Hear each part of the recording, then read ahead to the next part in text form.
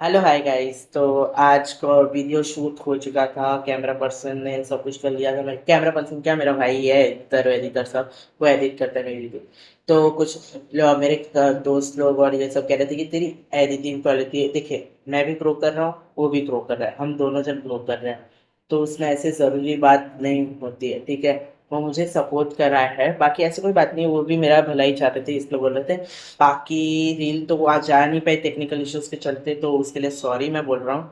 But अब कुछ लोग बोलेंगे कंटेंट क्रिएशन आपने क्यों चालू किया। देखिए, अगर मैं पब्लिक को समझाऊंगा नहीं ना तो पब्लिक समझूगी नहीं, क्योंकि हम जेंजी है। हमें अगर एक बार समझा दिया जाता है तो हम हो जाते भाई कि હા ચાલવા દે થઈ ગયું, સમજ આવી ગયું બધું એવું। તો પછી હું શું કહું છું કે હવે એ બધી વાતો રહેવા દો, એ પછી કોઈક દાડા કરીશ, લાઈવ આવીશ ત્યારે। તો મારું આટલું સપોર્ટ આલવા માટે થેન્ક યુ। લોકોએ ફોલો કરી લીધા, બટ બાકી બધાને પણ ફોલો કરવાની બહુ બહુ નમ્ર વિનંતી છે મારી। તો પ્લીઝ ફોલો કરી લેજો। બાકી મારી ગુજરાતી એટલી પ્રોપર નથી, પણ હું ટ્રાય કરું છું।